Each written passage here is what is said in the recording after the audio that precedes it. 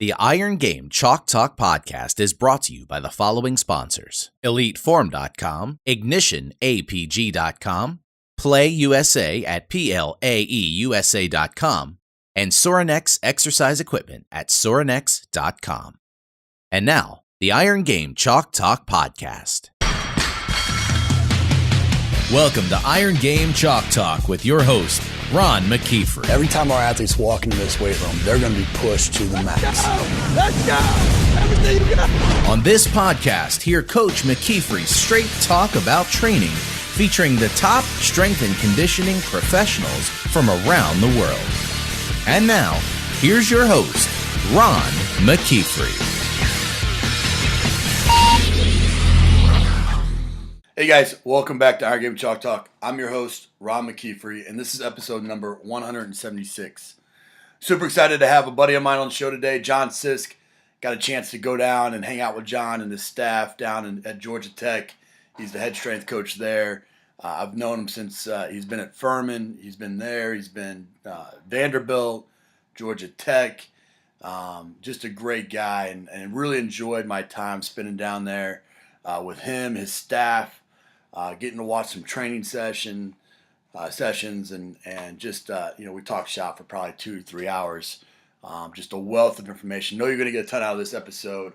Before we do, we want to make sure we recognize our sponsor, EliteForm. EliteForm is a sports science company based in Lincoln, Nebraska.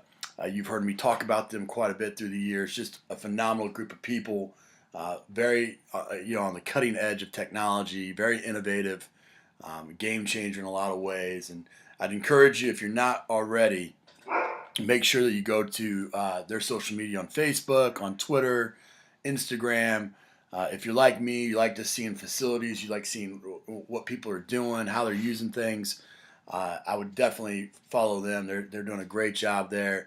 They've also just released an update on their strength planner where they're able to make updates from your phone and tablet, not just on the computer, which is a great feature, great addition to what they're doing with Strength Planner. And even if you're not using the tracker, then you would want to look into the Strength Planner. It's a great way to be able to push workouts to your athletes and things along those lines. So follow EliteForm on Facebook, on Twitter, Instagram.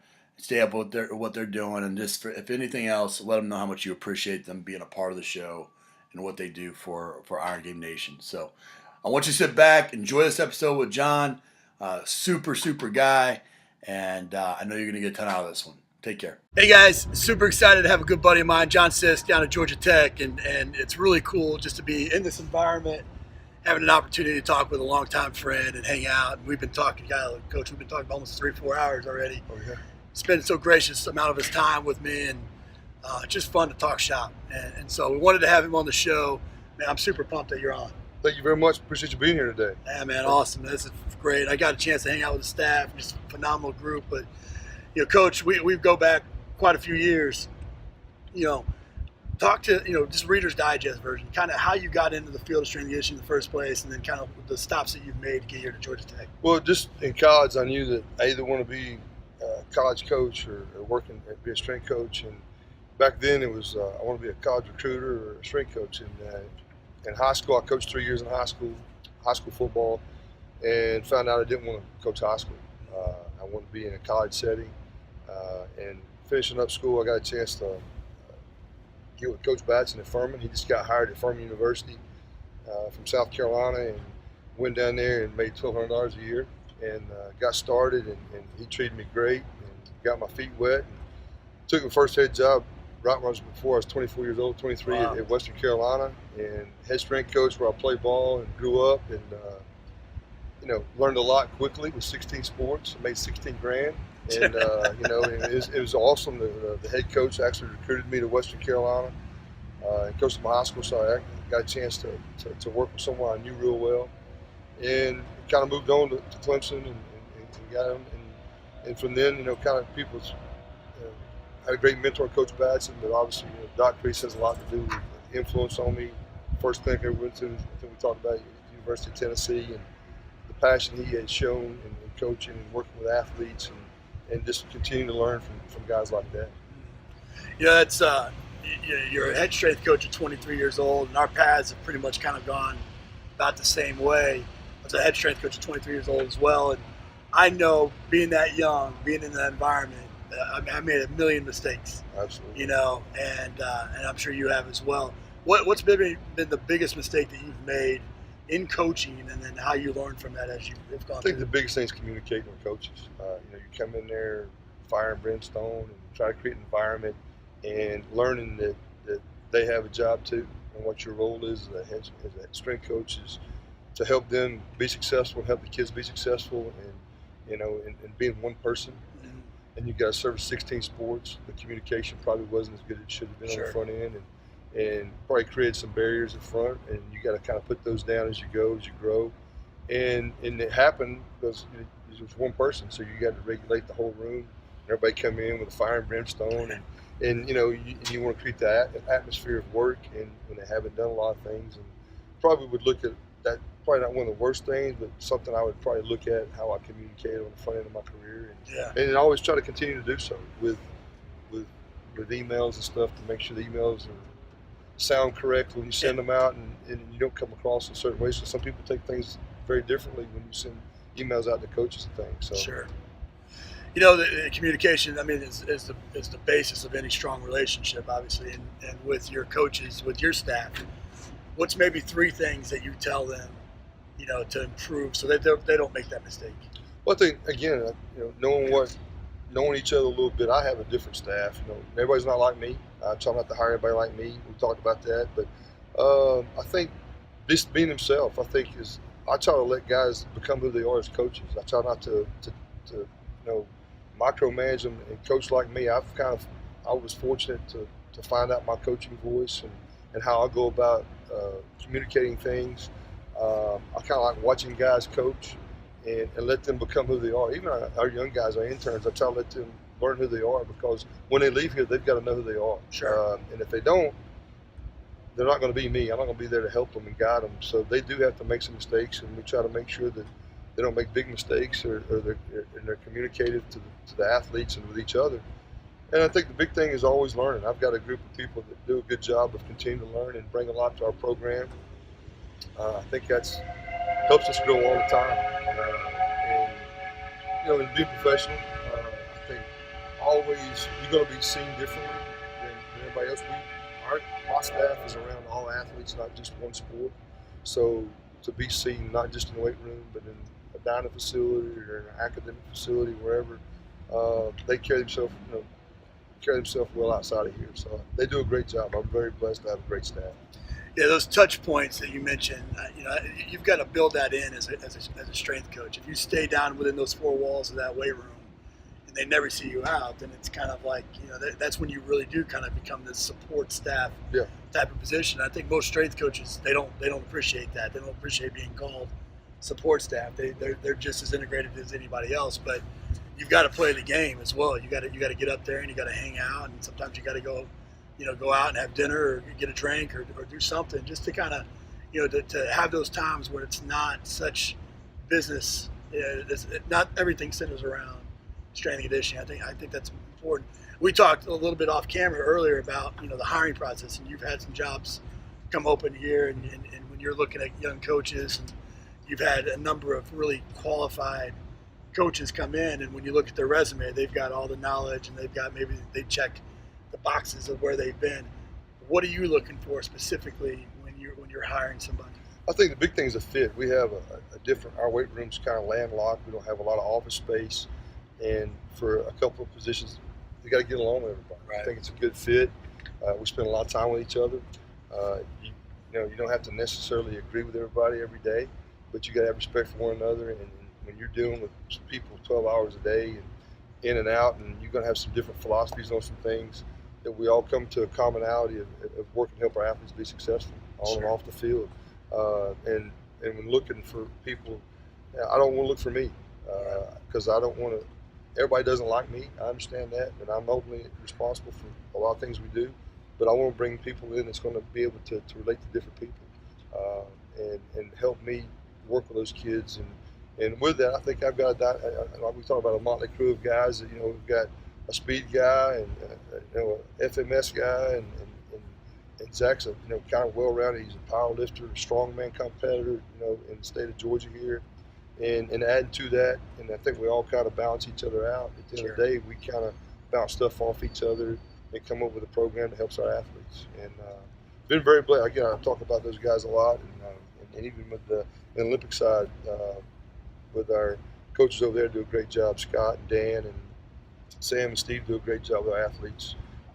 So we do have a good staff of people who work with our kids. Yeah, I can attest to that. I got a chance to really hang out with some of them earlier and gotten to know a handful of them through the years, and just lifelong learners, And I think that's one of the things that I've always respected about you is your continual pursuit to improve your knowledge base, to make your athletes better. You're one of the first guys I remember, that from a strength coach perspective, that really integrated kettlebell training in a big way. I see you at conferences all the time, writing pages of notes. How have you, because it's easy. I mean, with the success that you had, and the types of, you create this system that works for you. It's easy to get caught up in just doing the same thing over and over and over again. How have you forced yourself as a coach that's been in this industry for 20 plus years now to continually sharpen that sword? I think, you made a good point about kettlebells. I wasn't the first. It's Ethan Reed who really brought them in. And I kind of stole from Ethan, but he's been a big part of our kettlebell deal. Absolutely. But he helped me a ton, and I enjoy learning new stuff. That doesn't mean I'm always going to implement it. I think it's good to be aware of stuff, because your athletes are very aware of stuff, and they're going to have stimulus that they have something they always want to go to. And I think you have to be able to coach with it or coach against it, or at least know something about it, some way to help them understand why we're doing what we're doing. Obviously, a lot of things work, stays consistent in the amount of time we have with them. But I'm always, and I think, and with the staff we have, I think they bring a lot of stuff to the table. We're such a technology age now, and finding what works and how it works and deciphering what you need to use, what you can't use, is always going to be an integral part of what we're trying to learn to do. But, I've been around some great coaches that like yourself. I took a lot of stuff, and going to clinics. I mean, I spoke a lot, but the most I got is attending them and spending time with people and talking when we're not, they're presenting, and talk stuff that you go through as a coach and continue to do. And we're very fortunate to be in a major area here in Atlanta to have a lot of people come through. Our doors are always open. I learn more from you than you probably do from me. No, I don't know. And I think that's the one thing that allows us to have a lot of people come through here is where we're located at. Absolutely. Well, let's talk location, because I think that's one of the unique challenges that you have here in Atlanta. I mean, you're landlocked, you're downtown, traffic's awful, parking's awful, and on top of all that, you have an elite level academic school. How do you, that presents its own challenges when you're recruiting, when you're the type of kid that you have, that you're working with. What are some of the things, coming from some of these other programs that you have where you maybe didn't deal with those issues, that you had to come in and either maybe create some of that edge or kind of create the culture that you're looking for in the weight room? Well, we got a great academic school, as we all know, and doing it's all time. It's all time based. Our weight room's 120 yards away from a football locker room. We were fortunate 2 years ago to kind of redo our room that helped us, with play flooring. And we got hammer equipment in there, but we got a chance to make it a little bit more user friendly and the space. And and again, we're always fighting time with that. And for the kids, they want to be pushed. They're competitors. You have to compete. We always talk about when your feet touch the floor, number one, you're going to compete, either athletically in the ACC or in the classroom here. And it's a world-renowned education. If you don't like to compete, don't come to Georgia Tech. I mean, that's kind of simply put. And we do have a lot of support. Our academic support does a great job. We have to communicate with them a lot about kids that are in the engineering program. We don't just recruit them on the recruiting process. They actually become engineers here. And we've got to work around those constraints. And there's going to be times a day that you have to make yourself a little bit more available because of the curriculum. And that's part of what our job is. That coming in. Our internship program in the summer is big to us. A lot of our kids do things in the summer. So at 6 and 7:30, we do our summer training. You have to come back in the afternoon and do extra skill work or whatever. So you have to logistically be in Atlanta when you got 6 million people. Right. It's a great asset, but also it becomes a little bit of hindrance when you have to train in the summer and getting guys back on campus. Sure. And our kids do a real good job. Our head coach, Coach Johnson, does a good job of letting those guys grow in the city. If you have a certain GPA, you can live at least 4 miles off campus with our football team. So they learn how to grow up. Sure. And I think that's a big thing with guys moving on once they graduate.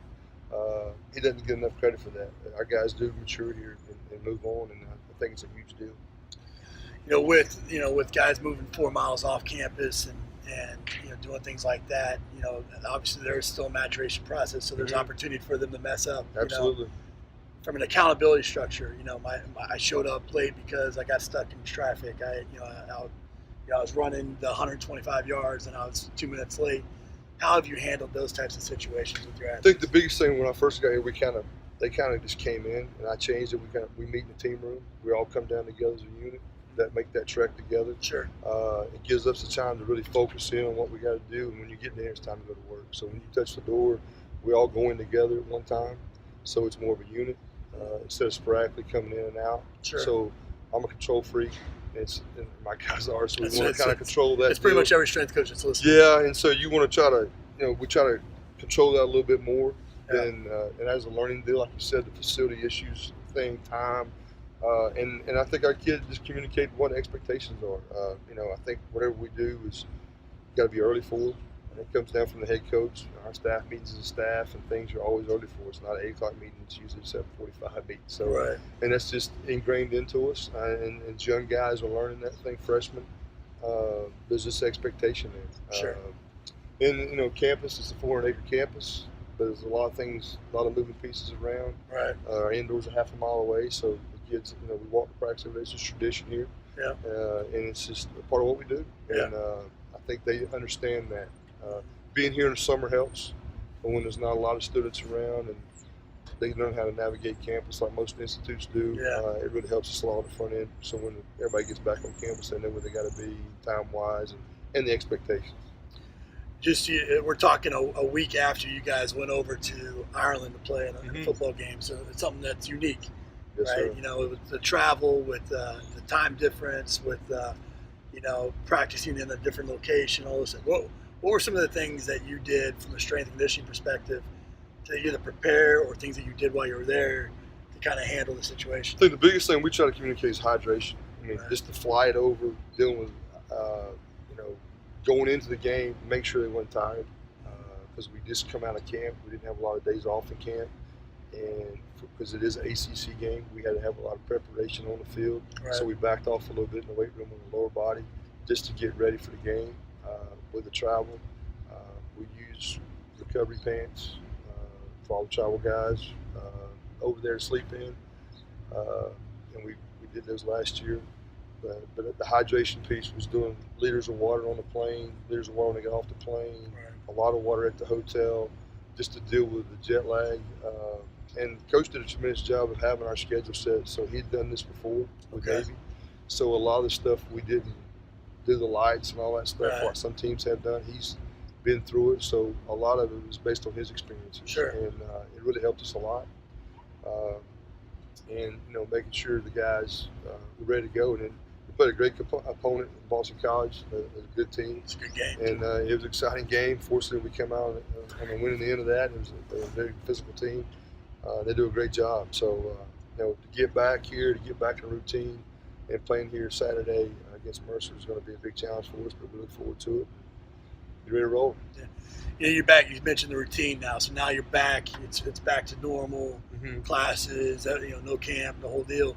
What's your normal in-season strength and conditioning routine for your most team? of our travel, our guys that play lift on Sundays, voluntary. We missed that Sunday. A lot of guys we didn't want to be in here. They've been gone since Wednesday. Right. We got back. Sure. around probably got home about 11:30 that night, and a lot of guys need to rest, and they haven't been in their apartments for a while, so that kind of got guys messed up a little bit.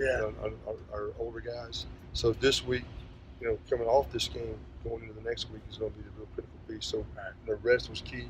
It's been 93 degrees most days here this afternoon. So you go from 64 degrees highs in Ireland to 57 at night with no air conditioning and doors open in the hotel. we didn't have air conditioning. Most of the players run out there. So Right. you come back and you're in 93-degree heat. So to make sure they hydrate for the heat, not just for the jet lag. So continue to do that, and getting back into breakfast checks and the whole deal of moving forward this week, playing a 3:30 game as opposed to a 12:30 game overseas. Right. 5-hour difference, Yeah, and playing a noon game the next week. So a little more consistency moving forward next week. What now? Once you get into the actual season, though, are you? I mean, you lifting 3 days a week. The 3 days. We have 3 lifts: Sunday, Monday, and Thursday. Our non-travel guys will lift Monday, Wednesday, Friday. If we're traveling, the non-travel guys will go at 5:30 on Friday mornings. Okay. Normally, we'll go at 2:30 on Friday afternoon before we go to the hotel. And me and my staff will all travel to the hotel Friday night, and we do soft tissue work there on Friday night at the hotel. What's is that 3 total bodies? Is it? It's more part of total body, more on the first day, and the second day is more upper body. Yeah. Today will be upper body lift today after practice. Good. Coach, we end the show with some resources. What's the best piece of coaching advice you ever received? Never stop learning. I think that's the biggest thing, and never get stale. I mean, we always use the term keep adding tools to your toolbox and things, and I think that's been a commonality of us being in strength coaching clinics, and the people we've been around. Been very blessed to be around the Joe Kins and the Pat Ivies and a lot of guys that have been in our clinics. Share a lot of those same similarities and tend to give. And I think that's one of the biggest things, and not getting pigeonholed. And there's a lot of great things at work that you're probably not used to. It took me a while to buy into kettlebells for me, to not, and see how that works at times of the year. Is it always a piece we do? No, we still power clean, we still squat, we still chain squat. We do a lot of things, some West Side stuff, but where does it fit? And you're going to coach it. If you're just going to add it in there, it's going to be a part of your deal. You're just going to just have it in there because someone thinks you should do it. It's going to become part of what you do. And I think that's the buy-in from the athlete. I think they have to know we're doing it, why we're doing it. Does it matter for us? Or are we doing this conditioning because so-and-so's doing it? Or are we doing it because so-and-so's doing it? Or are we doing it because it's what we believe in? Right. So I think that's one thing you've got to kind of that your kids buy into a little bit easier, not just grasping at stuff. Second of all, I think there's a lot of great books out there that people have been written lately. But one I talked about earlier is like Leaders Eat Last. I like that book. It's kind of it kind of brings a lot of things in perspective. Sure. I haven't read a lot this last few months because I have been reading a lot of new stuff lately. But there's a lot of things that I want to read that I haven't had time to read right now. Right. With camp going on and everything, but I just there's a lot of great stuff out there. I think even when I was a kid, I was always trying to get muscle and fitness magazines, the Tom Platzes of the world. Absolutely. And, stuff. There's not enough stuff on athleticism. Right. There's a lot of stuff on bodybuilding and power. But there wasn't nothing on the athleticism stuff that you get now. The Stack Magazine. Sure. That's a great website, especially for high school kids and coaches. The nutrition pieces on that deal, I look at it all the time. It's a great website for young kids to know recruiting, to know nutrition, and they get a lot of great people who are great professionals in what they do. I think, and you get a lot of roundabout. You get baseball pieces, lacrosse pieces in there, football. It's such a well done website and magazine. I think it's one of the better ones out there from the athletic standpoint. I agree with dealing that. with recruiting and everything, especially if you got kids. If you got young kids that are growing up and as a parent or even as a high school coach, I think it's a great resource. Sure. Well, yeah. I mean, you gave a book and a website already. Is there any apps that you use? Probably not as many as I should. I probably don't use. The coaches. I think the Coach's Eye. Coach's Eye is a good one. I like that, edit, especially when you're dealing with speed work for guys getting ready for the combine stuff and the pro days. And just reinforcing a lot of stuff. Just the normal camera phone. Sure. Instead of having a video camera back out in the day, the big VHS thing, and trying to video and getting it We're back. looking at it right now, yeah, and you just get a lot of things done easier, and it goes back to what we talked about time.